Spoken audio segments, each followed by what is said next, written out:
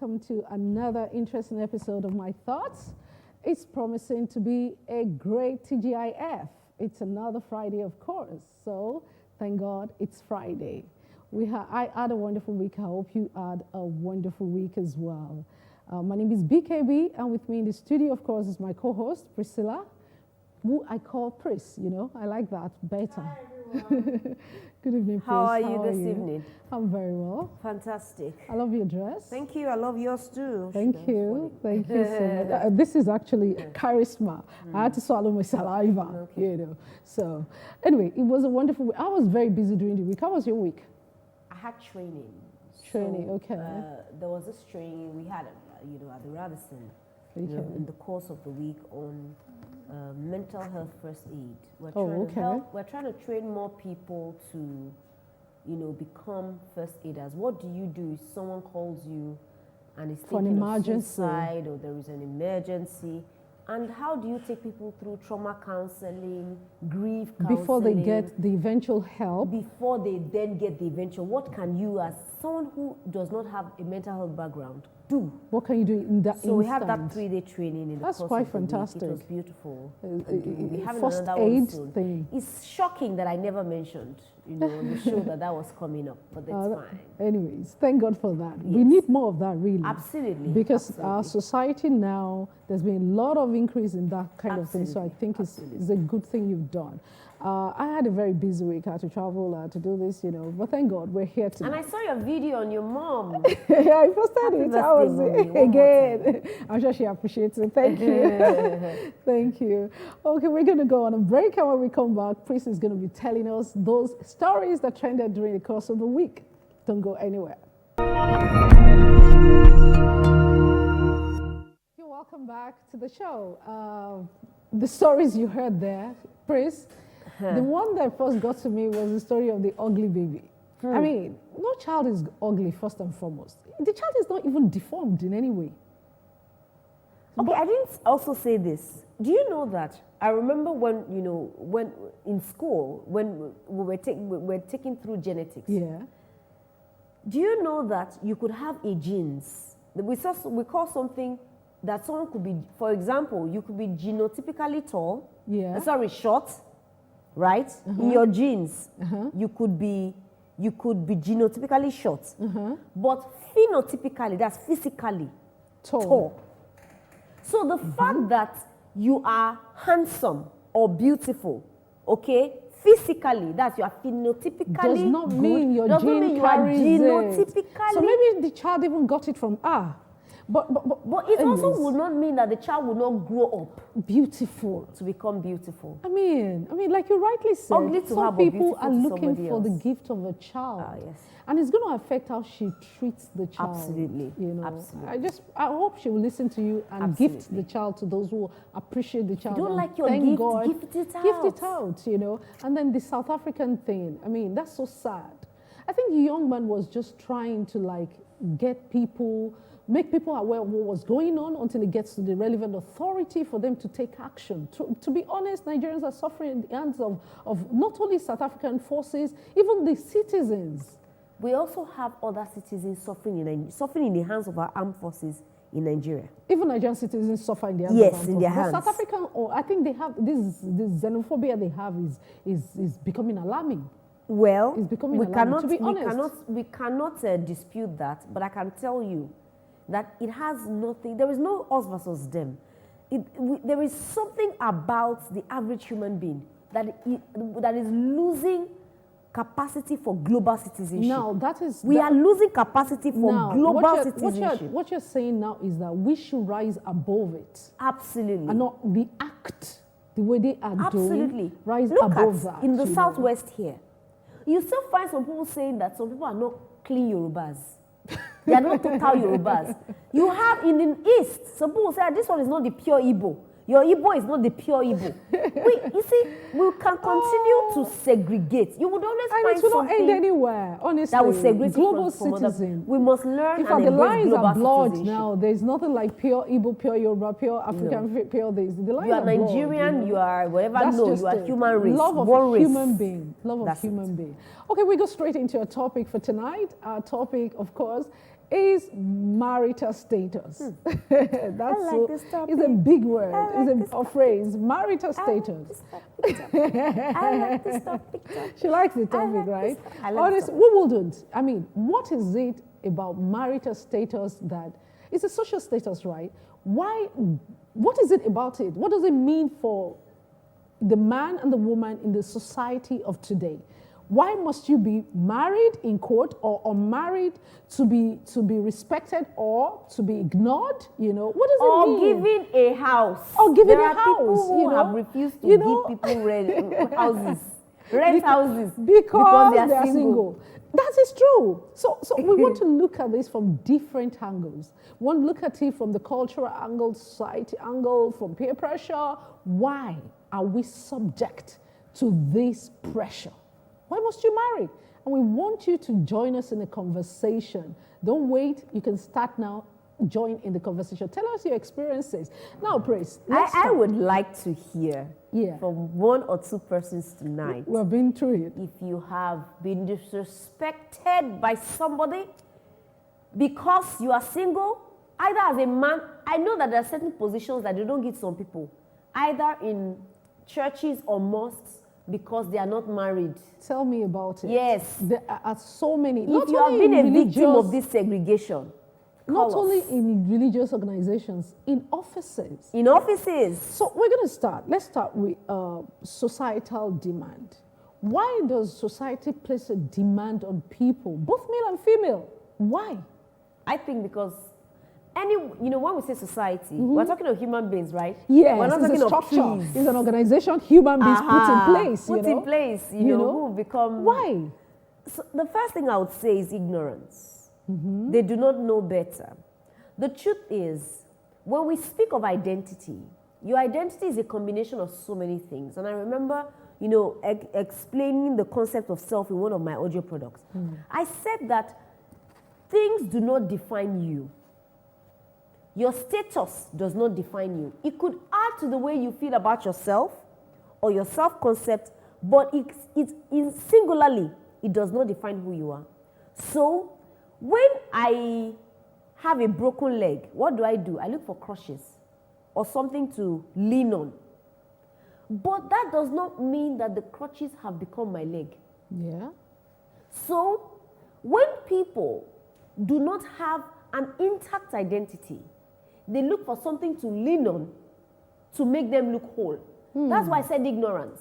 Yeah, I like the analogy. Absolutely. Are you saying that we need to, as a people, because not only in this culture, in this part of the world, I think this is maybe it's more emphasized here because of our culture, but I think it cuts across all over the world. If you're single, you don't have a boyfriend, they will ask you. It's a problem.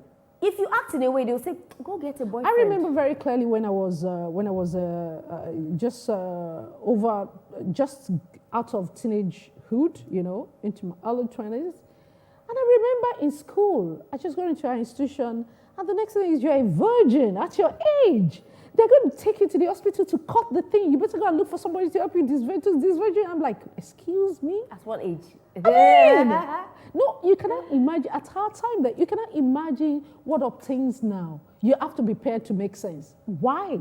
So based on what you even said earlier, are we saying that as a people, we need to go back to drawing boards? Because I know MRS, Mrs., the title Mrs. Have you ever been fought by somebody who said, who said, you didn't address me as Mrs.? Has anybody ever fought you for that? Because they see it as a form of respect. Mrs. actually started from mistress. They used to call, and it wasn't because they were married. The women they used to call mistresses in those old golden ages is because, I think Victorian or something. I think it's because they were women of substance, women of means. And they were able to stand on their own without any attachment to economic power. So they recognized them. It was a respectful title given to those women. What you can bring on the table, being a counterpart in intellectual conversations, in corporate economy or whatever. You just had some something to bring to the table, to contribute. But it then translated because after, during the industrialization, they couldn't get a lot of women to go to work. So when industrialization started, a lot of men had to go and work in factories so that the women stayed at home to take care of the children. Yeah. So women were losing that economic status, and then they had to attach their economic status to their husbands. So it translated from calling a woman of substance and means mistress, because it wasn't Mrs. So they now transferred it into being married mistress. Absolutely. Like let's respect her. She's not married, she's attached. I mean, what I don't like is the fact that a lot of times human beings tend to take things hook, line, and sinker. I am the kind of person that I want to question status quo. Why is they always say, if not broken, why fix it? The truth is, if you want to make it better, why not just break it? Even though it's not, it doesn't need fixing. Break it and see whether you can make it better, actually. I get what you mean. So question status quo. Why particularly if something isn't working again, how did we even arrive at that point in the first place? So what did I we would do? want to know how we arrived at not giving respect or dignity to someone because they don't have a girlfriend, they don't have a wife. You see a young man, who is probably dealing with certain things, and if you are married, you have somebody who will start cooking for you, and all these bones, the holes, showing in your, the bowls, the wells. A man acts in a certain way. You're like, if you have a woman at home that is your wife, you will not be acting like this. That's even better. Where there is one that they say that, you're not a responsible person because you're not married. You don't have a wife. Responsible. That you're not responsible for it taking shows care that, of some so people. marriage shows that you are, no. We have children that are showing a sense of responsibility. Of course. So I love your question as to, how did we get here? Defining people by prosthesis. A title. Or support, because that's what it is. Rather than who actually they are, as a people. I honestly want to hear from people tonight. If they refuse to give you a house because you are not married, if they refuse to give you because I know certain people that they do not give certain job roles. They say, let's give this one. What are you going to do at home? Stay back in the office and get this job done. Let me tell you this one. I remember in my days in the corporate, marketing communications then, way back then. I remember I had people who were my contemporaries. The guy, there was a particular guy, he later became GGM. His salary was way high because he was a family man. We were all age brackets, for crying out loud. And then there was another lady, she was married, a salary. I wasn't married yet at that time. And I'm like, so because the way they used to look at some of us then, like, you guys don't need money now. What are you spending money on? And we're doing the same kind of work. Why should they earn more than I earn just because you feel they have more people to... You don't know what I'm using my own money to do. Whether I have families, dependents, extended families I'm spending my money on, or I have other projects or self-development projects I'm doing. But so employers also consider that when they want to rate your salaries, because they feel, you're single, you don't have any responsibility, so you can make do with this salary. I think this is abuse. Honestly in my opinion, speaking, I think this is abuse. I think it's abuse of the individuality of the person. I think that if you look down on anyone because they carry a particular status, then they are not the ones with the problem. Your thinking is the problem. Is the problem. And unfortunately, as a society, that is where we are at. And a lot of people do it not without giving it a thought. Sometimes some people, when they tend to give it a thought, they will change. But because that's just the norm in the society, so they just go with the flow without thinking twice. Like, they don't give it a thought that what they're doing is actually wrong, or their thinking process is wrong. I want to be sure that, we say that nobody is omniscience, right? I want to know, is there a particular, no, if you also have that experience, you know, I wanted to also call and give you experience. Is there a particular way married people behave that single people do not behave? Is that part of what has, you know, brought about this? Because honestly, how it has become so generalized, I'm still trying to get it. Okay, Sharon from Ikeja, good evening and welcome to the show.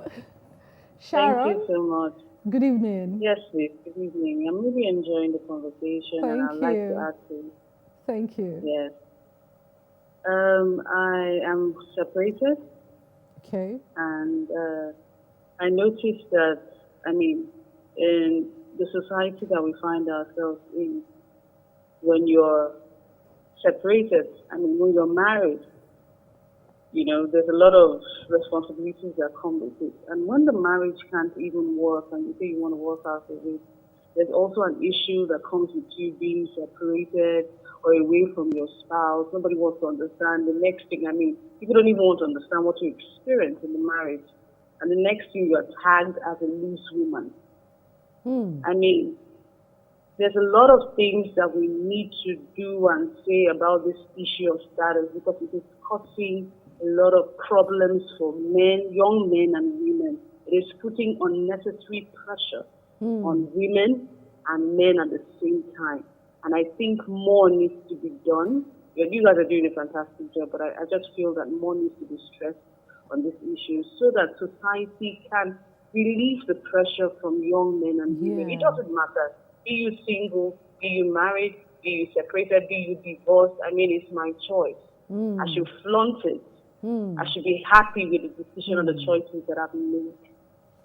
Sharon, thank you very much for that contribution. Thank you so very much. We agree with you totally. And thank you, Sharon, for calling in again and you calling on the show quite a lot. It shows that we should reward our frequent callers soon.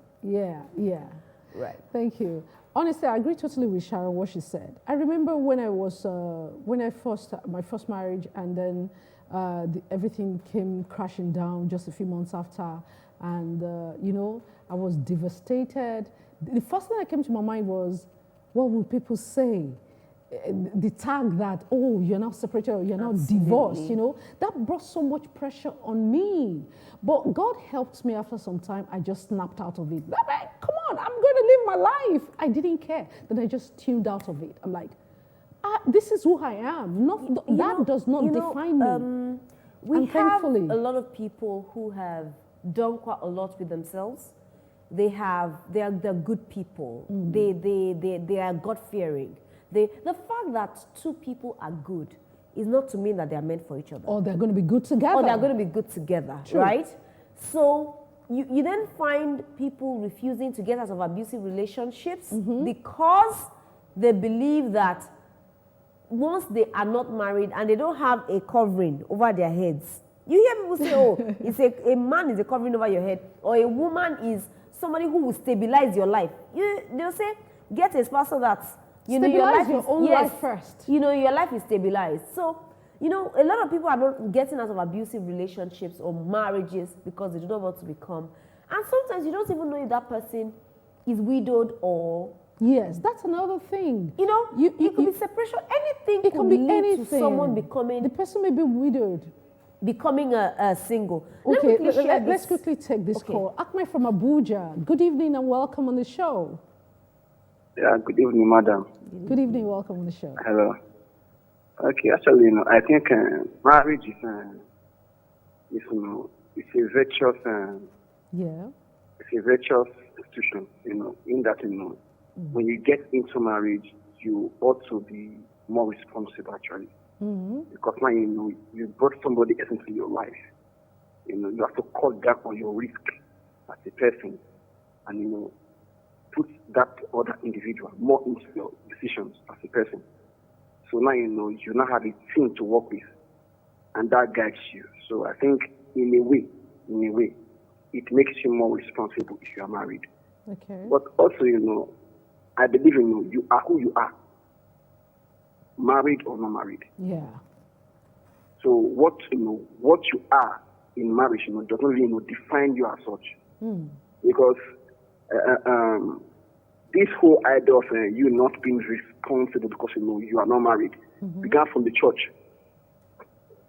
Yeah, because, in the church, they will not, give you some certain rules.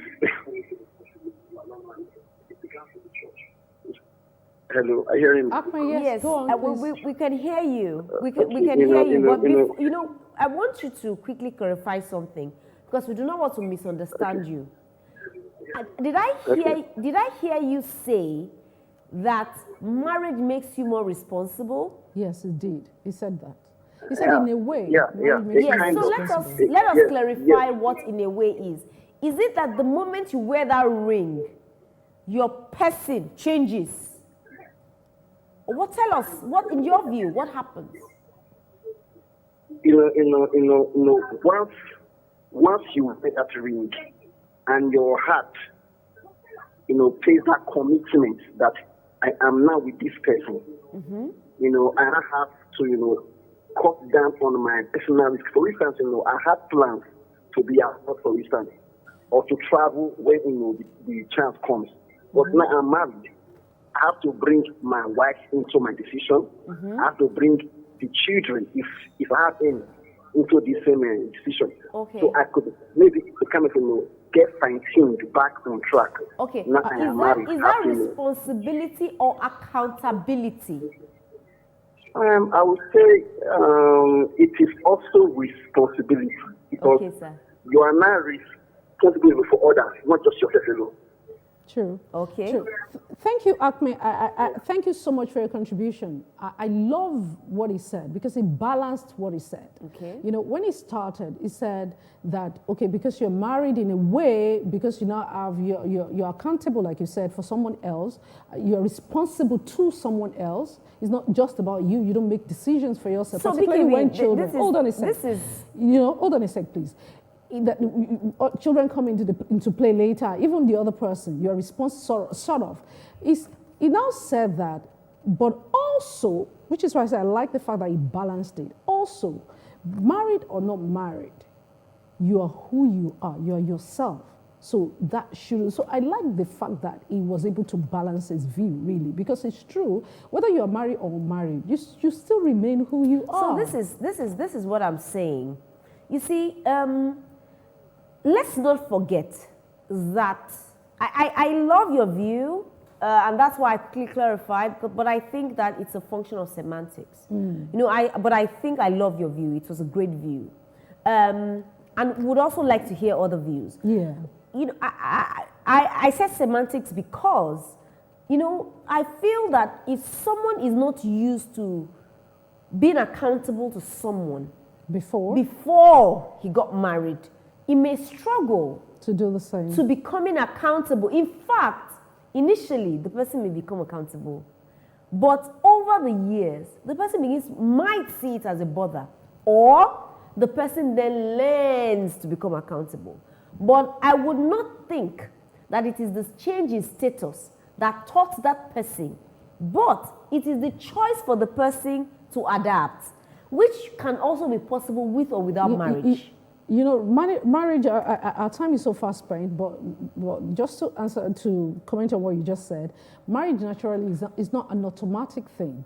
When you get into marriage, it's not the ring or the dotted lines you signed. You have to make conscious effort to begin to adapt to a new alliance, so to say. BKB. So let me also quickly add that when single people, choose to become accountable to either a friend or it's not the change of status that made them become that way. That is even a whole different thing on its own. If you want to go into that, it's a whole different thing. But married, definitely, it's something you have to learn to be in, because you're not coming to be to a different alliance.